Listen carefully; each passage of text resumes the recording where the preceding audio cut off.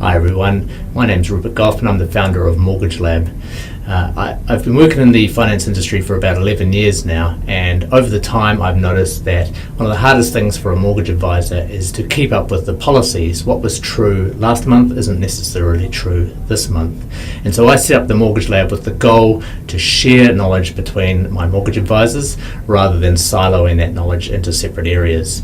So today I want to walk you through how I set up the company from a one-man band and scaled it up quickly to 16 advisors nationwide within 2 years.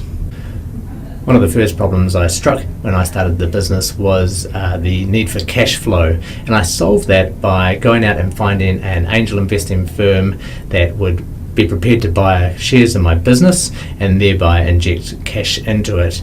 What this meant was immediately I could come off the tools and start working on the business and not in the business. Now, a lot of small businesses hear that cliche a lot, but if you're planning to grow, you need to be working on those systems and processes, because you need to be focused on the fact that the systems need to be capable of looking after a very large number of employees or contractors.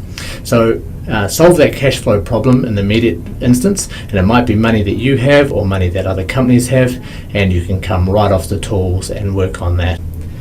My second bit of advice is to look at the problems that are plaguing large businesses in the area and try and solve those problems in your business earlier on.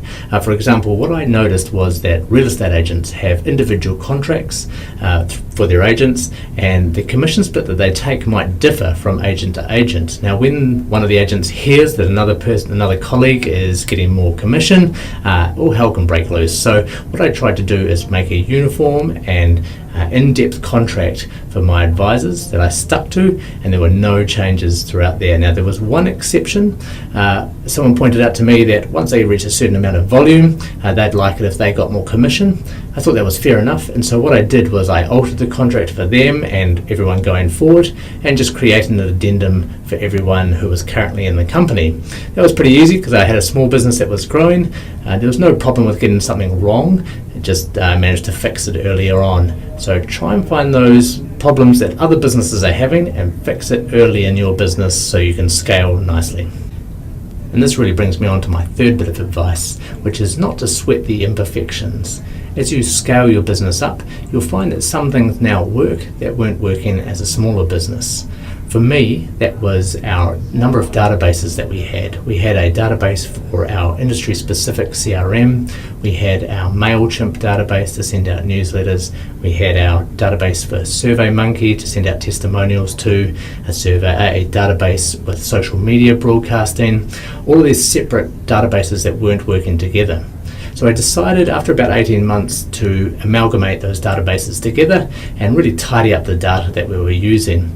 It costs a little bit more money, but because the business was 18 months old, we could really look at that and make that work with the cash flow. Just think to yourself, how many times have you heard of a business that has maybe bought a few other businesses in and has these really dirty databases of old data that they weren't using? The sooner you can patch that problem, the better. I could have left these 8 databases going for another year, but the data would have just been a little bit more dirty and it would have taken longer to fix. So my advice is, as soon as you see a problem, don't worry about that it was wrong, just try and fix it and you'll continue to scale cleanly. So to summarize, get off the tools as quickly as you can and spend some time imagining what your business might look like as a scaled up business across the country. Make sure those plans are within your cash flow resource capabilities. Don't buy yourself a large commercial building in the hope that your business will grow, but maybe negotiate a flexible lease with your landlord. That means that you can take more space as staff comes on, or maybe give a month's notice and you can get out of the lease. The second thing is to not worry about those imperfections. We all have blind spots in business, and it's really about finding those things and solving them as quickly as possible.